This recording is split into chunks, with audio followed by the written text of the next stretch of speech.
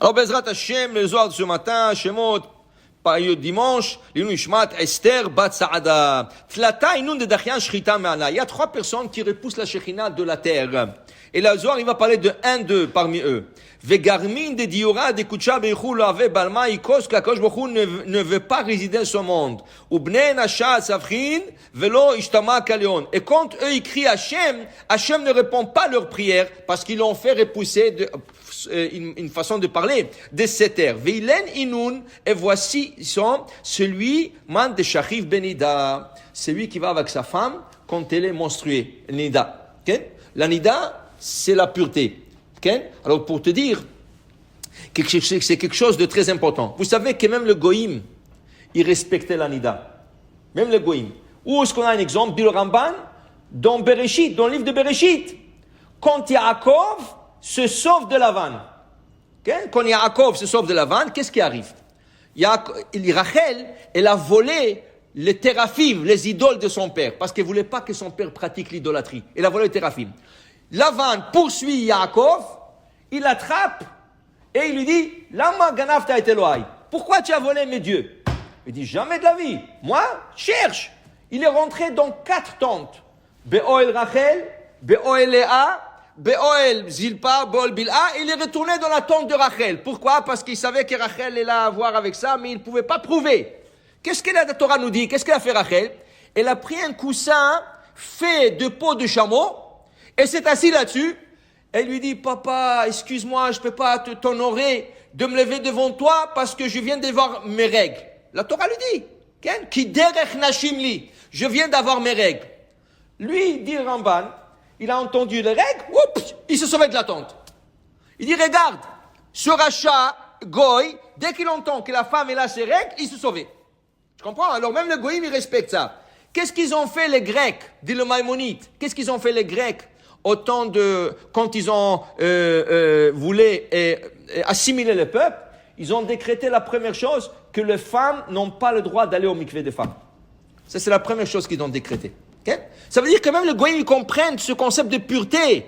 Okay? Ils vont pas, mais ils comprennent ce concept.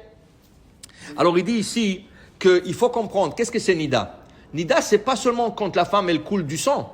Parce que l'écoulement du sang, c'est 4-5 jours.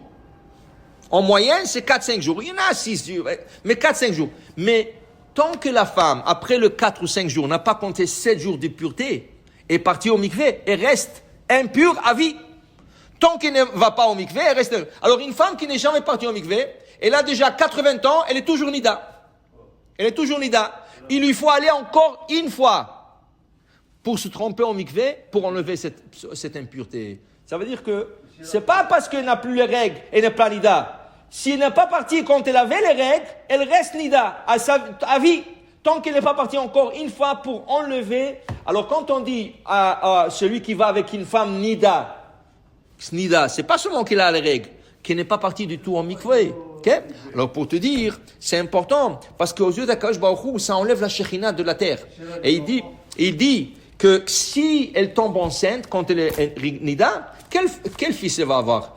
Un chutzpan, quelqu'un qui a de la chutzpah, quelqu'un qui est effronté, quelqu'un qui ne respecte pas la Torah. Tout ça, c'est la nida. Tout ça, c'est les effets de la nida. Okay? Et le Ramban, il dit pire que ça. Le Ramban, il dit, si tu vas voir, qu'est-ce que c'est la nida, prends une femme nida et mets-lui devant un miroir pendant 1 heure, tu vas voir que tout le miroir se remplit avec des taches noires. Des fois, tu rentres dans une salle de bain vieille, et tu vois des taches noires sur le miroir. D'où ça vient ces taches? Dit le Ramban, ça vient des femmes nida qui regardaient le miroir. À force de regarder longtemps, alors il dit, regarde l'énergie qui sort.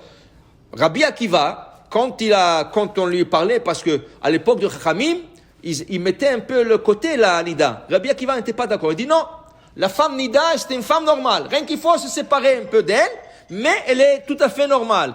Ça veut dire qu'il ne faut pas trop la repousser. Qui veut dire, un homme doit rester dans la chambre à coucher quand elle est nida. Pas dans le même lit, mais il doit rester dans la chambre à coucher. Pas dans le même lit, mais il doit rester. Alors, il y a des choses, il ne faut pas dire à la femme, ah, tu es nida. Au Maroc, par exemple, les femmes qui étaient nida ne pétrissaient pas le pain.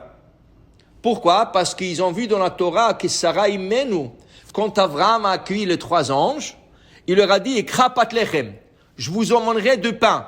Mais quand on regarde le repas qu'a fait Abraham, qu'est-ce qu'il a emmené? Le veau, du beurre, de la moutarde, dit Rachi, mais le pain, il n'a pas emmené. Rachi pose la question. Il leur a dit, je vais vous emmener du pain. Pourquoi il les a pas emmené du pain? Dit Rachi, parce que quand les anges sont rentrés à la maison, de suite, Sarah a eu ses règles. Elle n'avait pas de règles, elle avait 90 ans, elle. Mais l'ange, il va lui dire, tu vas avoir un bébé. Elle a eu ses règles. Quand elle a touché la pâte, elle dit non, la pâte est devenue impure, je ne touche pas. Okay? Ça, c'est une khumra. Ça, c'est un point de strictesse. Une femme nida peut pétrir le pain. Mais pour dire au Maroc, ils ne voulaient pas. Alors, ils donnaient ça ou la fille ou la voisine, mais la femme elle-même ne pétrissait pas le pain. Mais ça, Mais pour dire, l'essentiel, que l'homme ne va pas avec la femme pendant sa période de menstruation. Et il dit, c'est important aux yeux d'Akadosh Baruch Hu parce qu'il ne veut pas être repoussé, il veut résider dans la pureté. Et c'est là qu'Akadosh Baruch Hu emmène sa présence divine. Baruch Adonai le'olam, Amen ve Amen.